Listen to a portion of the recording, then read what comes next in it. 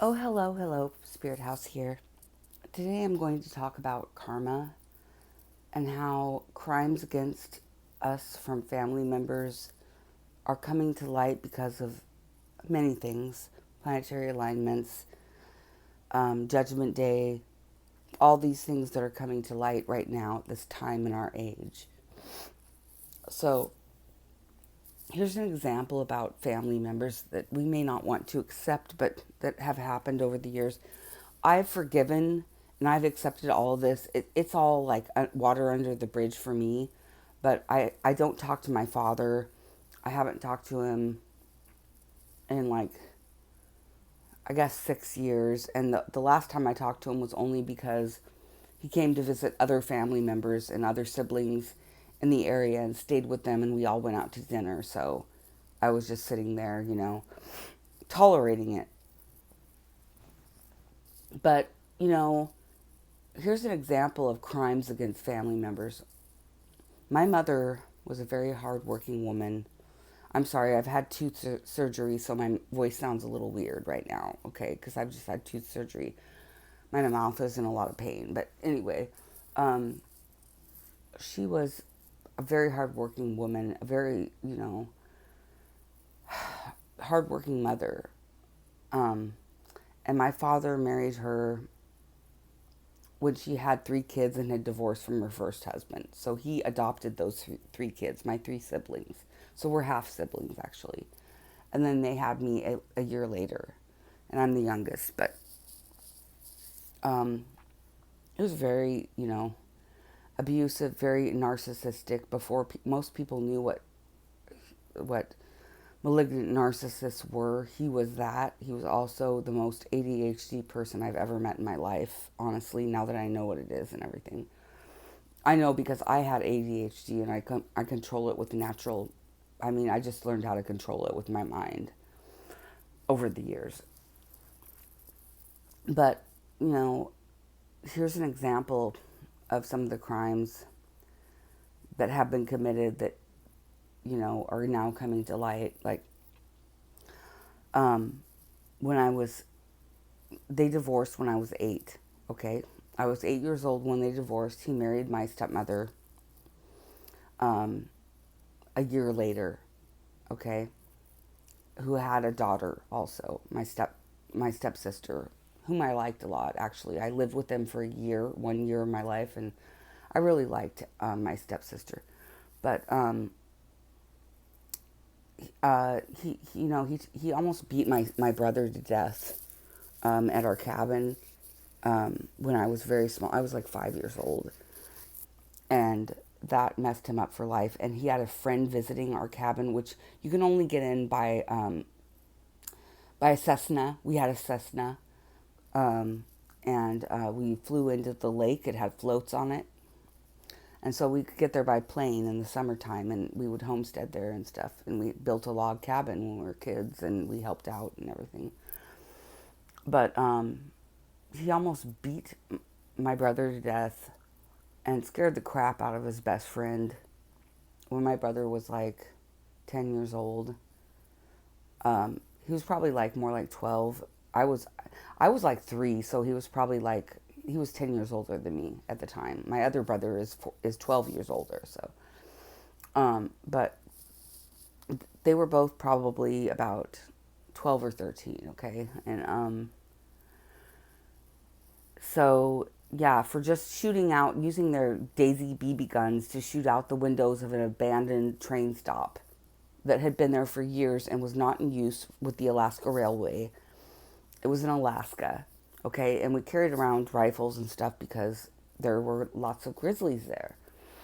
So, but my mother actually had to pull him off of my brother or he would have died. So that happened. And then um, when I was 8 years old, I used to go horseback riding a lot. I was in 4-H. I loved it in a town called Palmer, Alaska. And when he had started, he was always so much more worried about impressing other people. And he was always such a good Christian, quote unquote. He was always involved, very involved in the church choir. He was the choir director of every church. My grandfather built the first Southern Baptist. It wasn't Southern Baptist, it was the first Baptist church of Alaska.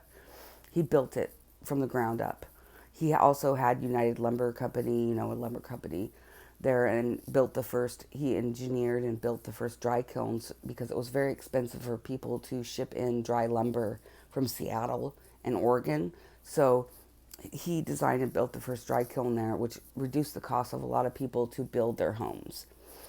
And my father, um, when he was married to my mother, always was such a moocher. I mean, he was kind and he was generous to my mother. He was a used car salesman and he did all kinds of stuff and he made a lot of money. But it's like he was very always concerned about having a trophy and how the family appeared in front of other people. He didn't really care about his family at all. He would bring home people that were shysters, and he was a shyster actually, and a scammer, and whatever it was called back in those days, a grifter. Always out to get rich quick, this, that. And was always like trying to find a way to get more money off my grandfather and this and that, which was an ulterior motive for him marrying my mother and adopting my brothers and sisters. But when I was 8, we went horseback riding in Palmer, Alaska, and I got thrown off the horse when they started running. I wasn't prepared because one of the horses started running and I wasn't right in the right stance in my saddle. And so I was thrown off and I was so injured and in pain, and he made me sit when I couldn't even sit through a picnic with his new prospective wife and her daughter and then when I was crying, he slapped me to the ground because I was crying because my back was like shattered. So this is what an asshole he was. The only reason I'm saying this, okay, because I'm going on to talk about how he scammed me. Okay, so I move away from Alaska and he moved away to Seattle. I moved to California after a year of living with him, which was a disaster, okay?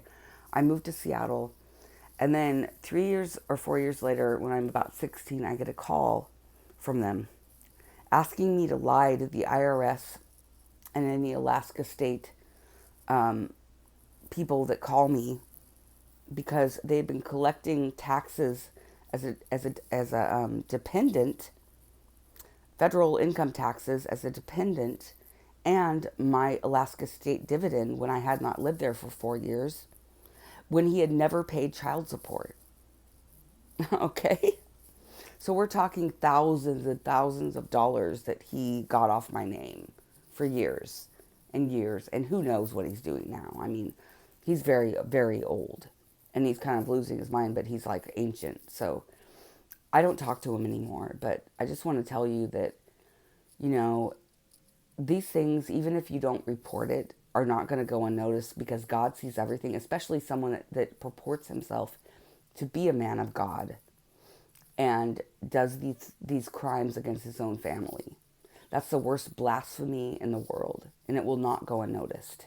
And karma will strike, so, and also he lived a double life.